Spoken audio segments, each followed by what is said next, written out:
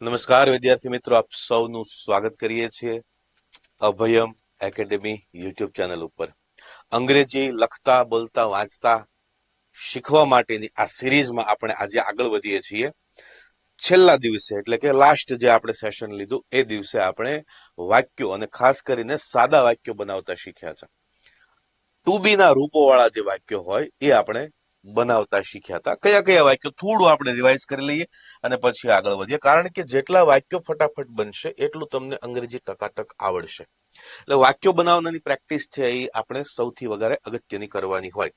વાક્ય માટે આપણે એક નિયમ પણ યાદ રાખ્યો હતો કે વાક્યનું જે સ્વરૂપ હોય એ આ પ્રકારનું હોય છે. કયું સ્વરૂપ છે? તો કે એસ, વી અને ઓ, એટલે કે સવો એ સ્વરૂપ છે. એસવીઓ નો મતલબ શું થાય? સબ્જેક્ટ, વર્બ અને ઓબ્જેક્ટ, એટલે કે કર્તા, કર્મ, કર્તા, ક્રિયાપદ અને કર્મ. તો આપણે જે ટુ બી વાળા રૂપો જોયા હતા, ટુ બી, અહીંયા ટુ બી નો મતલબ શું થાય? ટુ બી શું દર્શાવે? ટુ બી એટલે કે હોવું. ટુ બી એટલે કે હોવું અથવા તો આમ છે એવું દર્શાવવા માટે જે આપણે વાક્ય બોલીએ, જેમ કે ભાઈ હું ખુશ છું, તો એનો મતલબ એવો થાય કે તમે છો એ તમે શું બતાવ્યું? તો કે તમે ખુશ છો એ તમારી સ્થિતિ બતાવી. સ્થિતિ બોલે તો હાલત બતાવી આપણે કે ભાઈ મારી આ સ્થિતિ છે, હું ખુશ છું, તો મારી સ્થિતિ કેવી છે? તો કે અત્યારે હું ખુશ છું, બરાબર. અથવા તમે એમ કહો કે ભાઈ આઈ એમ ઇલ, હું બીમાર છું, તો તમારી હાલત, સ્થિતિ અથવા તો હાલત તમે કહી શકો. પછી તમારે ઉંમર દર્શાવ્યું હોય તો ઉંમર દર્શાવવામાં પણ આ વાક્યનો પ્રયોગ થાય. જેમ કે આઈ એમ 20 year old, I am 25 year old, I am 30 year old, હું 30 વર્ષનો છું, 35 વર્ષનો છું, 10 વર્ષનું, જે કઈ તમારી ઉંમર હોય તમે કહી શકો. રેડી? તો હાલત હોય, ઉંમર હોય. પછી લાગણી દર્શાવવા માટે પણ તમે કહી શકો. લાગણી, સુખ છે, દુઃખ છે, આવી કે ભાઈ આઈ એમ વેરી સેડ, હું ખૂબ દુઃખી છું, તો લાગણી દર્શાવવા માટે. ગુણવત્તા દર્શાવવા માટે પણ તમે દર્શાવી શકો. ગુણવત્તા એટલે કોઈ વસ્તુ સારી કે ખરાબ. આ જે વસ્તુ છે, જેમ કે this biscuit is very good, આ બિસ્કિટ બહુ સારા છે, અથવા તો આ વસ્તુ કેવી સ્વાદમાં છે. તો આ બધી વસ્તુઓ દર્શાવવા માટે સ્થિતિ, લાગણી, ઉંમર, ગુણવત્તા, આ બધું દર્શાવવા માટે તમારે ટુ બી નો ઉપયોગ કરવો પડે. તો આપણે ટુ બી ના અલગ અલગ સ્વરૂપો પણ જોયા હતા.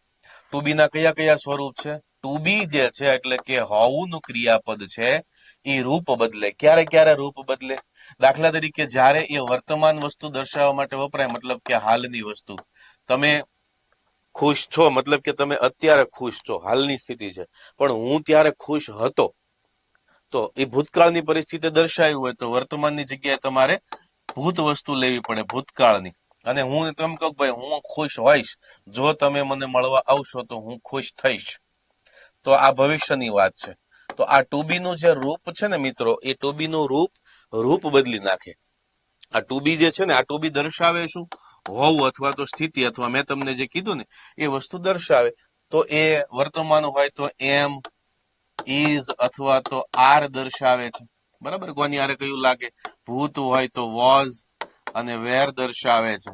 અને જો ભવિષ્યકાળ હોય તો એ છે એ વિલ બી માં ચાલી જાય છે. તો આને લગતા આપણે એક્ઝામ્પલ જોયા હતા, પણ તેમ છતાં આપણે ઝડપથી લઈ લઈએ. પહેલા તો આપણે ટુ બી નું રૂપ લઈએ કે ભાઈ આ કયું રૂપ છે, બરાબર. રૂપ કરતા આપણે પેલા કર્તા, કયા કર્તા સાથે કયું રૂપ આવે એ જોઈએ. કર્તા કયો કયો આપણે લઈ શકીએ? દાખલા તરીકે હું એમ કહું કે ભાઈ આઈ, તો આઈ ની હારે તમારે વર્તમાન જે હોય, વર્તમાનનું રૂપ ટુ બી નું કયું લાગે? તો કે આઈ ની હારે એમ લાગે. જો ભૂતકાળ હોય, વર્તમાન કાળની જગ્યાએ ભૂતકાળ હોય, તો એની સાથે કયું લાગે? તો કે આઈ ની જગ્યાએ એમ ની જગ્યાએ વોઝ લાગે. અને જો ભવિષ્યકાળ દર્શાવવાનો હોય, અને જો ભવિષ્યકાળ, આ બધું આપણે ગયા લેક્ચરમાં ભણ્યા છીએ, નાનકડું રિવિઝન છે. તો શું દર્શાવવાનું હોય? તો કે વિલ બી. એ જ રીતે દોસ્તો જુઓ છો, આઈ પછી તમે યુ લખો છો, તો જો યુ કરીએ છીએ તો યુ ની આરે શું આવશે? આર. પછી અહીંયા ભૂતકાળમાં શું આવે? તો કે વોઝ ની જગ્યાએ આવે વર, અને અહીંયા will be as it is.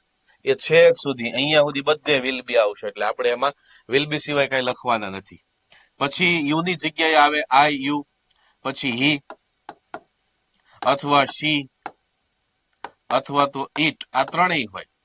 અથવા તો કોઈ પણ નામ હોય કોઈ વ્યક્તિનું. પણ ધ્યાનમાં શું રાખવાનું છે? ધ્યાનમાં એ રાખવાનું છે કે એક વચન હોય. કેવું હોય? એક વચન, એટલે કે સિંગલ હોય. તો શું કરવાનું? તો એની સાથે ઇઝ આવે છે, બરાબર. આમાં વોઝ આવે છે, આમાં તો વિલ બી છે જ. એ જ રીતે કોઈ આપણે બહુવચનમાં લખીએ ધે, બરાબર, તો ધેની હારે આર આવે, આમાં આવે વર, અને આમાં એઝ ઇટ ઇઝ. તો આટલી વસ્તુ આપણે સમજ્યા હતા. ઓકે, આ વસ્તુ આપણે ક્લિયર થઈ ગઈ હતી લાસ્ટ સેશનની અંદર. હવે દોસ્તો આનાથી આગળ વધીએ છીએ. વાક્ય જે છે એ વાક્ય હકાર હોય, આપણે જે બોલીએ ને હકાર હોય.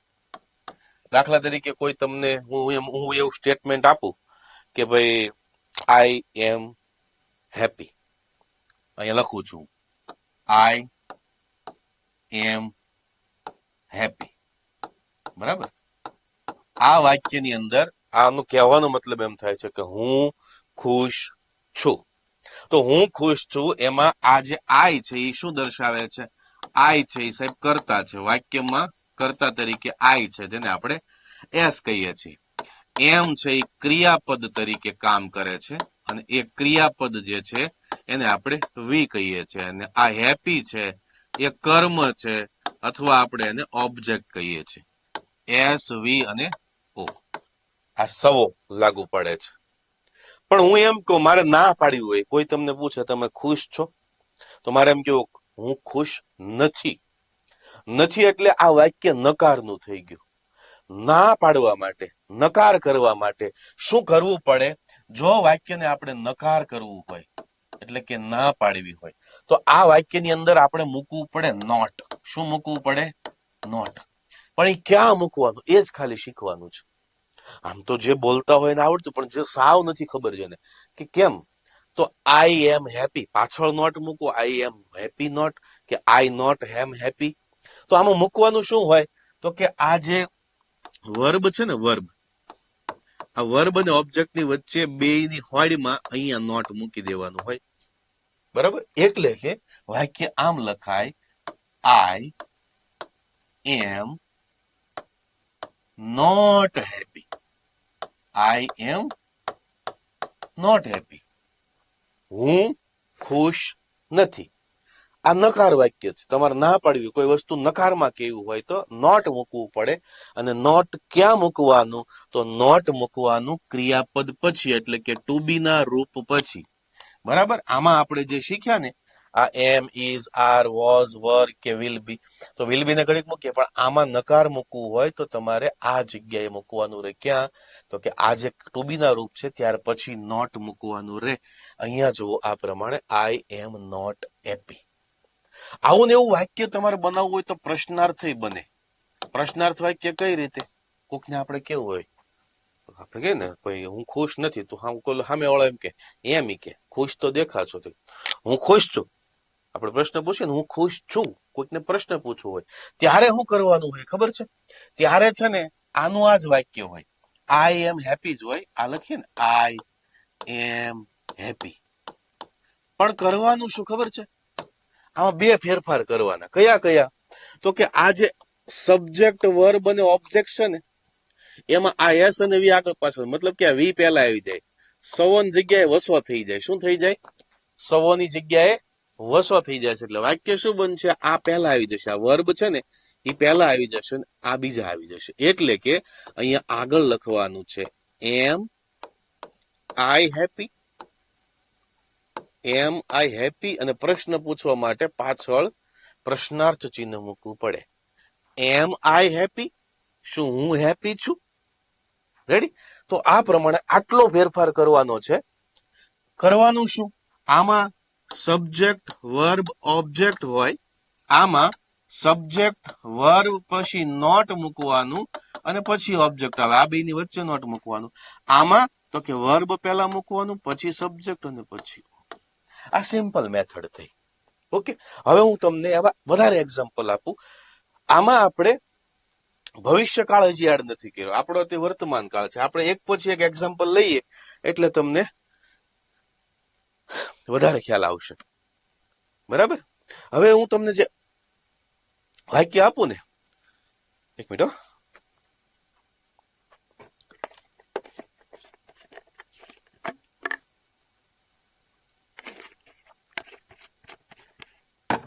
હવે હું તમને જે વાક્ય આપું ને એ વાક્ય તમારે બનાવવાનું છે.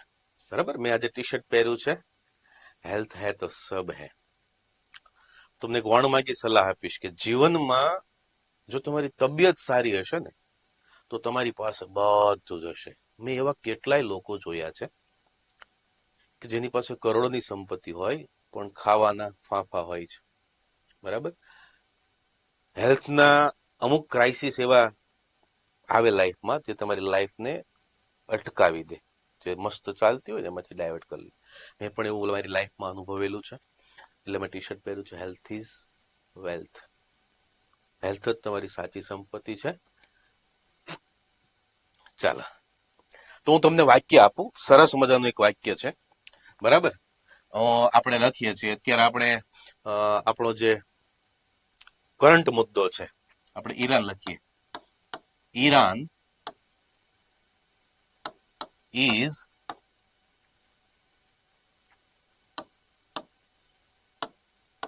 અગેન્સ્ટ. અહીંયા અગેન્સ્ટ નો મતલબ જે છે ને, ઈરાન ઇઝ અગેન્સ્ટ. અહીંયા અગેન્સ્ટ નો મતલબ આપણે કરીએ છીએ વિરુદ્ધ. વિરુદ્ધ છે. કોની વિરુદ્ધ છે? Iran is against America.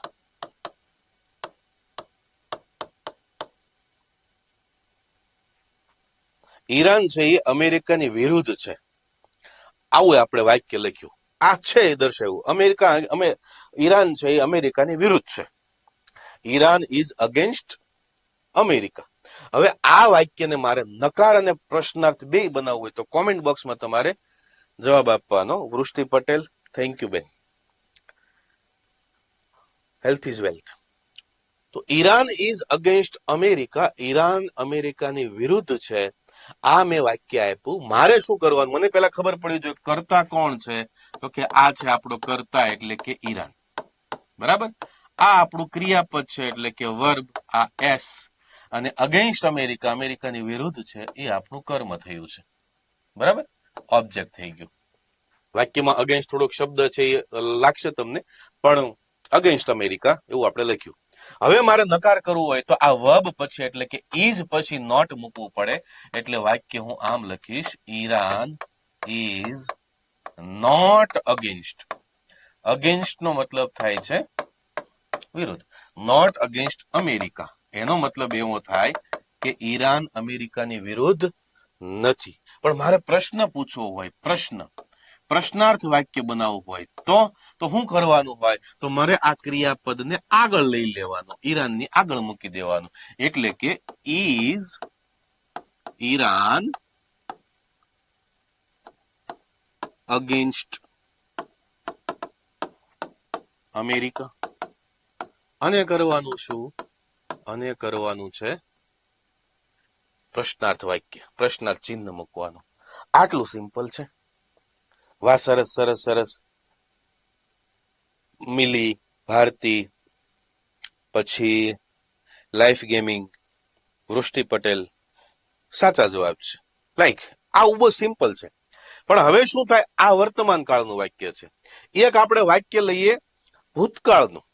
ભૂતકાળનું કોઈ પણ વાક્ય લઈએ. દાખલા તરીકે આપણે કોઈ પણ આપણા દેશનું વાક્ય લઈએ કે ભાઈ આપણે લખીએ કે ભાઈ ઇન્દિરા ગાંધી હતા. ઇન્દિરા ગાંધી.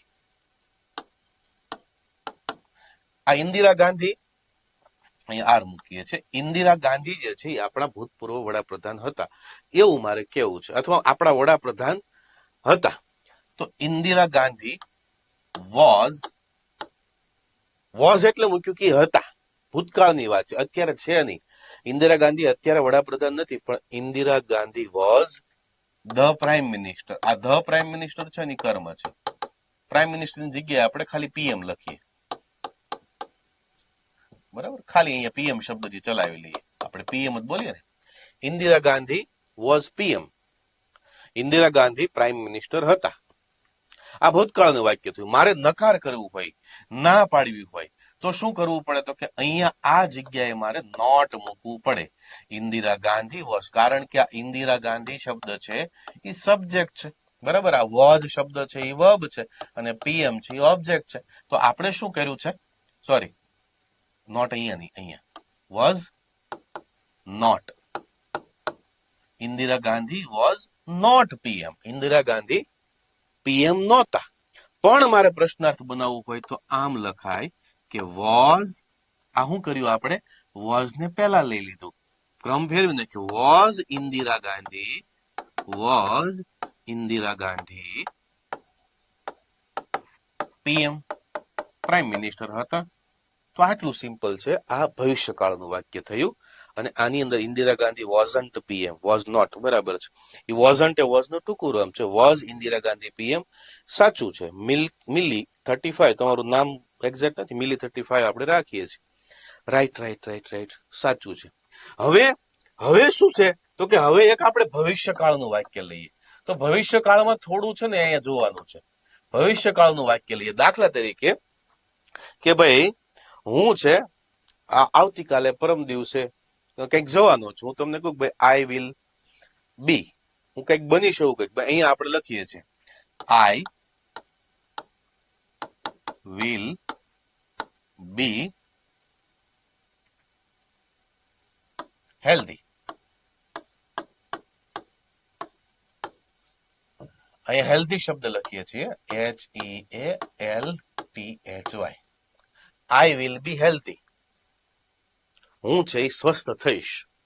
માની લો કોઈ બીમાર હોય અત્યારે તો એ કોઈને કે આઈ વિલ બી હેલ્ધી.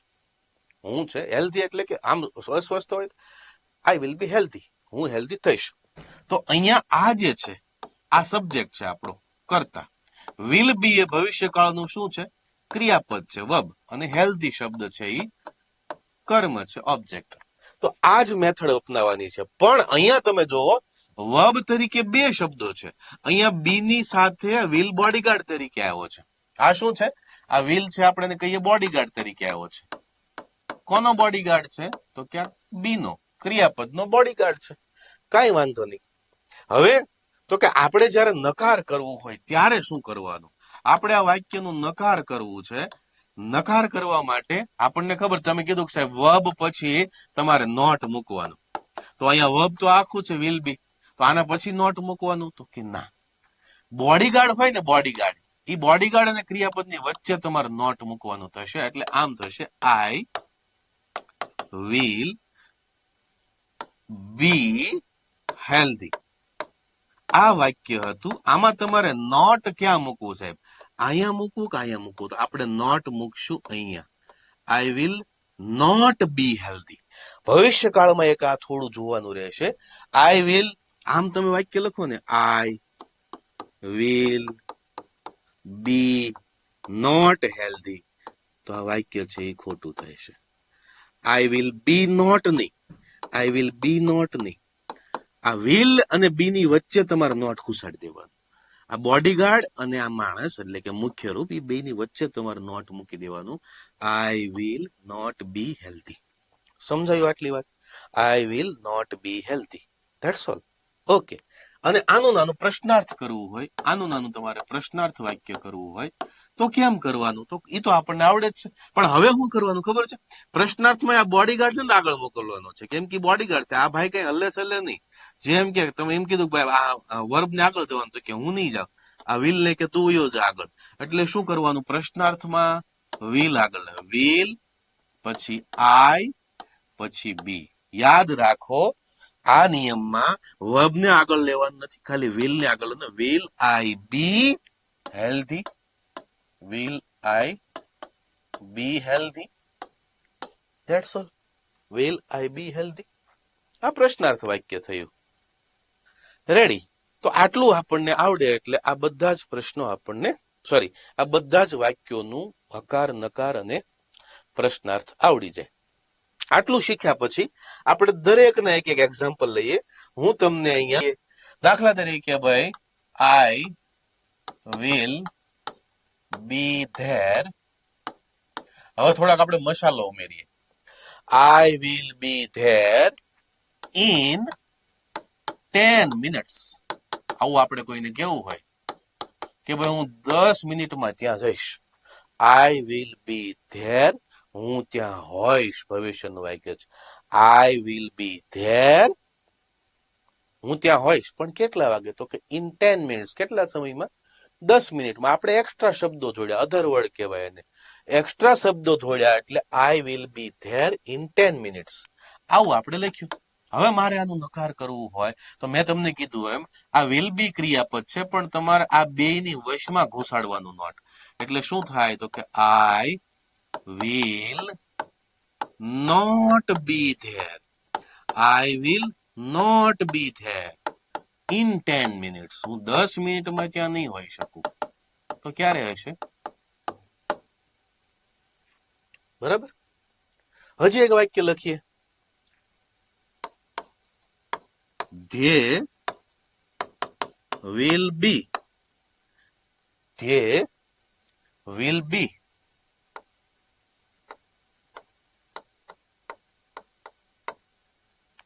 ધ્યેય will be. હવે આપણે આખું કોઈ ઘણી વાર છે ને આવું થતું હોય કે આખું ફેમિલી સાધુ બની જાય. આવું કેમ જોઈએ જૈન લોકોમાં આવું થાય. ધ્યેય will be monk. મોંક નો મતલબ શું થાય ખબર? મોંક એટલે થાય સાધુ. તેઓ સાધુ બની જવાના છે. They will be monk. આવું આપણે લખ્યું.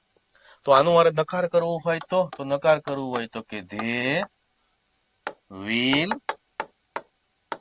Not be મોંક. તેઓ મોંક બનવાના નથી. મોંક એટલે થાય છે સાધુ. અને પ્રશ્નાર્થ કરવું હોય તો વિલ ને પહેલા લાવવાનું. વિલ ધે પછી બી પાછું રાખવાનું. ખાલી આ બોડીગાર્ડ જે છે એનો આગળ લઈ જવાનું. Will they be monk. શું તેઓ સાધુ બની જવાના છે? કોણ એટલે તેઓ એટલે બધા, જેની આપણે વાત કરતા હોય 4-5 જણા બધા. Will they be monk. તે won't be monk. Mili right right. તો સાચું છે. તો આ પ્રમાણે મારા મિત્રો આવા વાક્યો છે આપણે બનાવવાના હોય છે. આવા સિમ્પલ આપણે વાક્યો બનાવીએ એટલે આપણને ટુ બી ના બધા રૂપો સમજાઈ જાય. બરાબર. ટુ બી ના જેટલા રૂપ છે આપણે આગળ જોયું એ જ પ્રમાણે ખાલી યાદ રાખવાનું છે આટલું. બરાબર. કેટલું યાદ રાખવાનું? તો કે આઈ ની આરે એમ હશે, યુ ની આરે આર હશે, હી શી ઇટ ની આરે ઈઝ હશે અને ધે ની આરે આર હશે. જો ભૂતકાળ હોય તો આઈ ની સાથે વોઝ લાવશે. જો ભૂતકાળ હોય તો યુ ની સાથે વર લાગશે. જો આ સિંગ્યુલર એટલે કે એક વચન હોય ભૂતકાળ હોય તો વોઝ લાગે.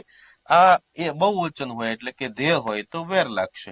અને ભવિષ્યકાળમાં બધામાં વિલ બી એનું સ્વરૂપ બદલાતું નથી. એટલે આ બધું દર્શાવે છે. આ બધા એમ એટલે છું, આર એટલે છે, ઇઝ એટલે છે, આર એટલે છે. આ સ્થિતિ દર્શાવે. સાથોસાથ શું દર્શાવે છે? તો કે સ્થિતિની સાથે સાથે મેં તમને કીધું એ પ્રમાણે સ્થિતિ હોય, કોઈની હાલત હોય, ઉંમર હોય, લાગણી દર્શાવી હોય, ગુણવત્તા દર્શાવવું હોય, આ બધું જ દર્શાવવા માટે તમારે ટુ બી ના રૂપો ઉપયોગ કરવા પડે. ટુ બી નો મતલબ થાય છે હોવું. આ બધા જે મેં તમને સમજાવ્યા એ ટુ બી ના જ રૂપો છે. આ ટુ બી ના એટલે ટુ બી એક ટુ બી વાળા ગણે બી એટલે હોવું. બી એટલે હોવું. એટલે આ બધું નું મિનિંગ શું થાય? હોવું. આઈ એમ હું છું, યુ આર તમે છો, ધે આર તે છે, અથવા તો આઈ વોઝ હું હતો, they were they were sorry were નો બોલાય ધે વર તો તેઓ હતા, યુ વર એટલે તમે હતા, અથવા આઈ વિલ બી હું હઈશ, ધે વિલ બી તેઓ હશે. બરાબર. આટલું મગજમાં બેસી જાય એટલે આ સિમ્પલ છે. નકાર કરવા માટે તમારે ટુ બી નું રૂપ હોય એમ પછી નોટ મૂકવાનો અથવા ઇઝ પછી નોટ મૂકવાનો. અને જ્યારે તમારે પ્રશ્નાર્થ કરવું હોય તો ક્રિયાપદને આગળ લેવાનું. ભવિષ્યકાળમાં વિલ નો ઉપયોગ થાય છે એટલે વિલ ને અને ક્રિયાપદની વચ્ચે નોટ મૂકી દેવાનું. અને પ્રશ્નાર્થ કરવું હોય તો વિલ ને આગળ લઈ લેવાનું. આટલી વસ્તુ છે એ આપણને આવે છે. હવે તમે કોઈ વાક્ય તમને સૂઝતું હોય એવું કમેન્ટ બોક્સમાં આપો. તમે કહો સાહેબ આવું વાક્ય હોય તો એનું અંગ્રેજી કેમ કરાય? પણ માત્ર ક્રિયા કોઈ ન હોવી જોઈએ, ટુ બી ના રૂપ વાળું. તમને તમારા માઇન્ડમાં કોઈ વાક્ય આવતા હોય તો તમે કહી શકો કે સાહેબ આવા વાક્ય હોય તો આપણે કહી શકીએ કે ભાઈ આવો વાક્ય આપણને બરાબર છે. આપણે કોઈને કેવું હોય કે ભાઈ ઓલો ભાઈ છે સચિન, આપણે સચિન લઈએ તો કે સચિન ઇઝ માય ફ્રેન્ડ. બરાબર. તો આપણે વાક્ય લખીએ સચિન ઇઝ માય ફ્રેન્ડ. પછી આપણે કોઈ બીજું વાક્ય લખીએ કે ભાઈ Dhoni is my neighbour. Neighbour એટલે કે પાડોશી. Dhoni is my neighbour, Dhoni મારો નેબર છે. અથવા India is a big country, India એક બહુ મોટો દેશ છે. ઇન્ડિયા ઇઝ બિગ કન્ટ્રી, આમાં છે કંઈક છે, બરાબર. પછી Pakistan is our enemy, enemy એટલે દુશ્મન થાય. પાકિસ્તાન આપણું દુશ્મન છે. ઓકે. પછી વી વર, અમે હતા, વી વર એટ દ્વારકા. કોઈ આપણને પૂછે કે તમે ક્યાં હતા, તો એમ કે ભાઈ વી વટ એટ દ્વારકા, અમે દ્વારકા હતા. ક્યારે? તો કે યસ્ટરડે. આપણે પાછળ એક શબ્દ ઉમેરતી ને, યસ્ટરડે. અમે ગઈકાલે દ્વારકા હતા, વી વર એટ દ્વારકા યસ્ટરડે, અમે દ્વારકા હતા. સ્થળ બતાવ્યું, તમે ક્યાં હતા, બરાબર. અથવા હું કહું કે ભાઈ આઈ વોઝ